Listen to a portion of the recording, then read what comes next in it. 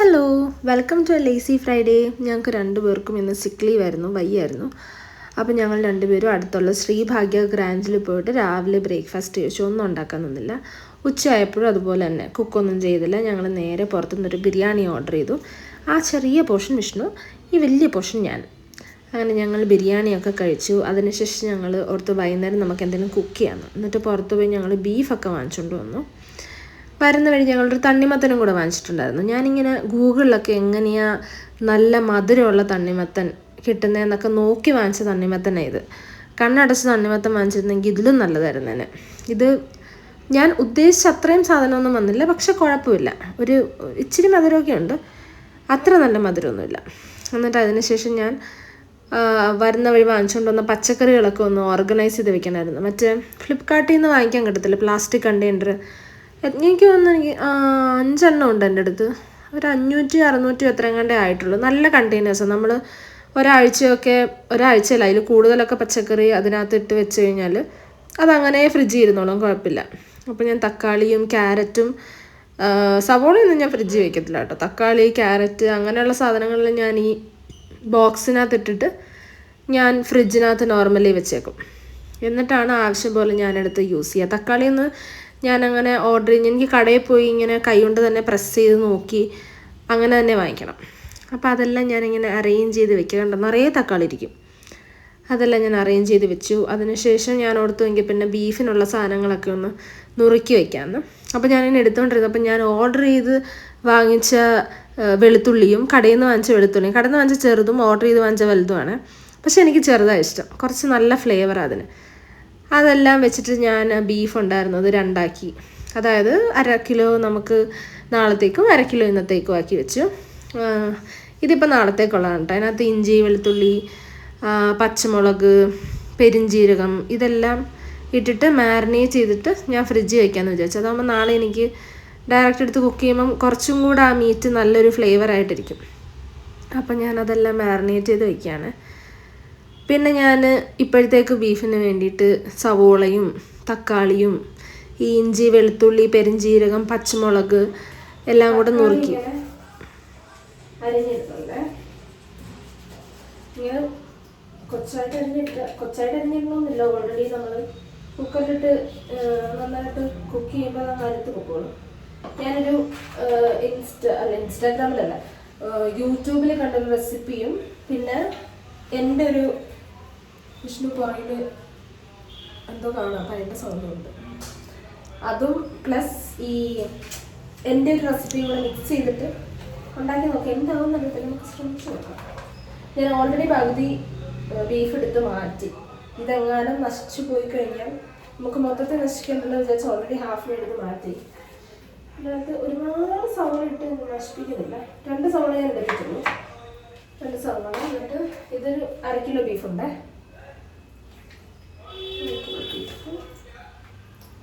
Beef ഇട്ട് ഇത് കുറച്ച് മുറ്റ് ബീഫാണ് എപ്പോഴും നമുക്കിവിടെ കിട്ടുന്നത്. ഞാൻ ഇഞ്ചി, വെളുത്തുള്ളി ചതച്ച് വെച്ചിട്ടുണ്ട് ഓൾറെഡി. ഞാൻ ഇഞ്ചി, വെളുത്തുള്ളി, പെരിഞ്ജീരകം, പച്ചമുളക്, ഇത് 4 കൂടെ ഞാൻ ചതച്ച് വെച്ചിട്ടുണ്ടേ. അതുകൊണ്ട് ഞാൻ അതിനകത്തേക്ക് ഇട്ട് കൊടുക്കാം. അതിനകത്ത് തന്നെ ഇടാൻ വാഷ് ചെയ്തിട്ട് എനിക്ക് ഇഞ്ചി വെളുത്തുള്ളിയൊക്കെ നിറയിടും. ഇഞ്ചി വെളുത്തുള്ളിക്ക് ഞാനൊരു ദാക്ഷിണ്യം കാണിക്കത്തില്ല. ഇങ്ങനെ ആവശ്യത്തിന് അധികം ഞാനിട്ടുണ്ട്. എനിക്ക് ഒന്നും ഇത്രയും വേണ്ടാന്ന് തോന്നുന്നു. ഒരുപാട് ഇട്ട് പോകുന്നു. കുറച്ചെടുത്ത് മാറ്റിയേക്കാം. ഇത്ര ഒരു പൊടിക്ക് ഞാൻ എടുത്ത് മാറ്റണ്ടേ. എന്നിട്ട് കുറച്ച് മഞ്ഞൾപ്പൊടി മാത്രമേ ഇടുന്നുള്ളൂ. ബാക്കി എല്ലാ മസാലാസും നമ്മൾ റോസ്റ്റ് ചെയ്ത് ചേർക്കാമെന്ന് വിചാരിക്കുന്നത്, പെപ്പർ ഉൾപ്പെടെ. ഇത് നന്നായിട്ട് ഇതിന് നന്നായിട്ട് തിരുമി ഫുള്ളിങ്ങനെ ഇതിനകത്ത് ആക്കണം.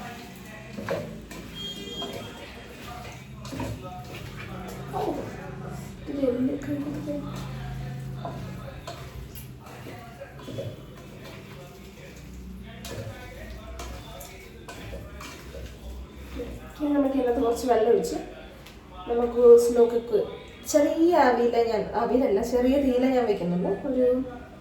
എന്നാലും വേണം ഒരു 4-5-6 വിസിലെങ്കിലും. അപ്പം അത് കഴിഞ്ഞിട്ട്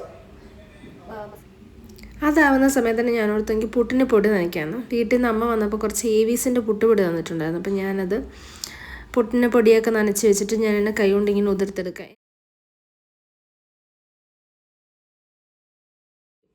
ഞാനത് കൈ കൊണ്ട് തന്നെ ജസ്റ്റ് ഇങ്ങനെ ആക്കിയെടുക്കും. അങ്ങനെ ഞാൻ അതല്ല, ഇതിനകത്ത് ചെറിയ ജീരകം, ഉപ്പ്, അത് മാത്രമേ ഇട്ടിട്ടുള്ളൂ. എന്നിട്ട് ഞാൻ നന്നായിട്ട് മിക്സ് ചെയ്തു. ഇനി ആവിയിൽ വെച്ച് നമുക്ക് പുഴുങ്ങിയെടുക്കാം. ഞാൻ കുറച്ച് സെറ്റോ സാധനം കൊണ്ടുവരാം. ഈ ഡെയിലി ഗുഡിൻ്റെ 1/2 കിലോ ശർക്കര, 1/2 കിലോ അരിപ്പൊടി, പിന്നെ 2 കൊച്ചുള്ളി. ഇതിന് വേണ്ടിയിട്ടാണ് ഞാൻ മെയിൻ ഓർഡർ ചെയ്തത്. പുട്ട് നമുക്കിന്ന് വാഴയില വെച്ചിട്ട് ആവിയിൽ പുഴുങ്ങാം. എനിക്ക് പുട്ടുകുറ്റി നിറച്ച് ഇപ്പോൾ ഒരു വിസിൽ വരും. സമയമെടുക്കും. പുട്ട് കുറ്റിയിൽ ഇങ്ങനെ നിറച്ച് വെച്ച് സമയമെടുക്കും. പോരാത്തിന് ഓൾറെഡി ആ പുട്ടുകുറ്റി വെക്കുന്ന കുക്കറിനകത്ത് ബീഫ് വെച്ചിരിക്കുന്നത്.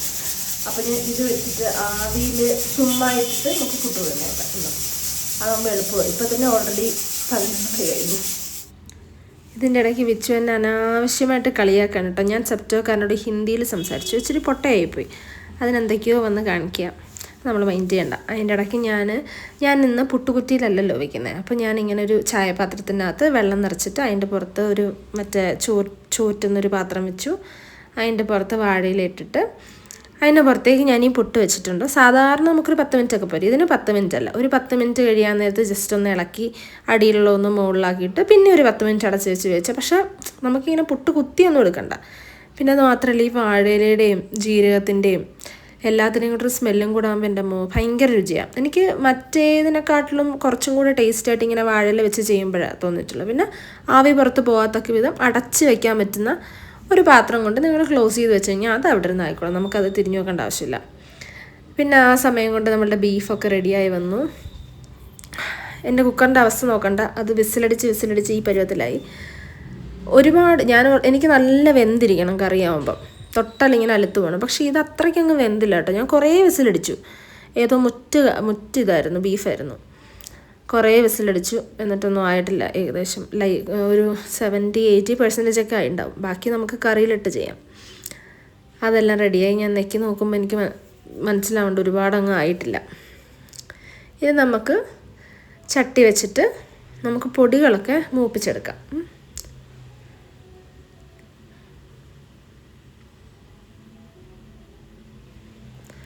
ഞാനിപ്പം മുളക് പൊടി, മല്ലിപ്പൊടി, മഞ്ഞൾപ്പൊടി ഇത് മാത്രമേ ഇടുന്നുള്ളൂ. ആരോ ഇതിൻ്റെ ഇടയ്ക്ക് ഹോൺ അടിക്കുന്നു. ഇത് നന്നായിട്ട് ഡ്രൈ റോസ്റ്റ് ചെയ്ത് നമുക്കെടുക്കാം. എന്നിട്ട് ഇത് ഡ്രൈ റോസ്റ്റ് ചെയ്യാൻ നേരത്ത് ഒരു പ്രത്യേക മണം വരും കേട്ടോ. എനിക്ക് ഭയങ്കര ഇഷ്ടമാണ് സ്മെല്ല്. ഇനി ഈ ചട്ടിയുടെ അകത്തോട്ട് തന്നെ എണ്ണ ഒഴിച്ച് ഇതിനകത്തേക്ക് നമ്മൾ നേരത്തെ കുറച്ച് മാറ്റി വെച്ച് ഇഞ്ചി, വെളുത്തുള്ളി, പെരിഞ്ജീരകം, പച്ചമുളകൊക്കെ ചതച്ചില്ലേ, അത് ഫസ്റ്റ് ഇട്ട് ജസ്റ്റ് ഒന്ന് വാട്ടും.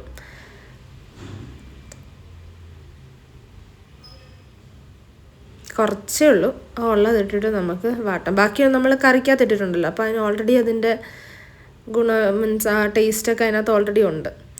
ഇത് വഴറ്റി ഇതിനകത്തേക്ക് നമ്മൾ ഒരു തക്കാളി, നേരത്തെ ഓൾറെഡി ഞാൻ തക്കാളി ഇട്ടിട്ടുണ്ട്, പക്ഷേ ആ പുളി എനിക്ക് പോരാ.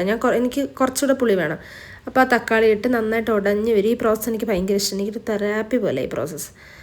ഇങ്ങനെ ഇളക്കി യോജിപ്പിച്ച് നമ്മൾ നേരത്തെ മൂപ്പിച്ച് വെച്ച പൊടിയിട്ട് ആ പൊടിയും ഇതും എല്ലാം കൂടെ നന്നായിട്ട് റെഡിയായി ഇളക്കി നമ്മൾ മിക്സാക്കി എടുക്കണം. അപ്പോഴും നമുക്ക് നല്ലൊരു സ്മെല്ല് വരും. എന്നിട്ട് അതിനകത്തേക്ക് കുറച്ച് പെപ്പർ പൗഡർ, ബീഫിനൊക്കെ പെപ്പറാണല്ലോ അതിൻ്റെ മെയിൻ, പെപ്പർ പൗഡർ ഇടുക. എന്നിട്ട് നമ്മളുടെ ബീഫ് നേരത്തെ ഉണ്ടാക്കി വെച്ച് ഇടുക. ആ സമയം കൊണ്ട് നമ്മളുടെ പുട്ട് ഇവിടെ റെഡിയായി. നല്ല ലൂസായിട്ട് ഉതിർന്ന് കിടപ്പുണ്ട് കണ്ടോ. ആവി പറക്കുന്ന പുട്ട് റെഡിയായി. എന്നിട്ട് നമുക്ക് ഈ ഉണ്ടാക്കി വെച്ചിരിക്കുന്ന സാധനത്തിനകത്തേക്ക് നമുക്ക് ബീഫ് തട്ടിയിടാം. ബീഫ് ഇതിനകത്ത് വെള്ളം ഞാൻ വെച്ചപ്പോൾ വെള്ളം എനിക്ക് കുറച്ച് കൂടിപ്പോയി. നിങ്ങൾ ഇത്രയും വെള്ളം വെക്കണ്ട, നിങ്ങൾ കുറച്ച് വെള്ളം വെച്ചാൽ മതി. ബീഫിനകത്തുനിന്ന് വെള്ളം ഇറങ്ങത്തില്ലേ, അത് പെട്ടെന്ന് തിളച്ചാവും കേട്ടോ. വെള്ളം വെച്ചില്ല എന്നുണ്ടെങ്കിൽ ഒരുപാട് സമയം എടുക്കത്തില്ല. എനിക്ക് കുറച്ച് നേരം തിളപ്പിക്കേണ്ടി വന്നു. അപ്പം നമുക്കിന്ന് രാത്രിത്തെ ഫുഡ് ബീഫും എന്താ അത് പുട്ടും. വാവ്.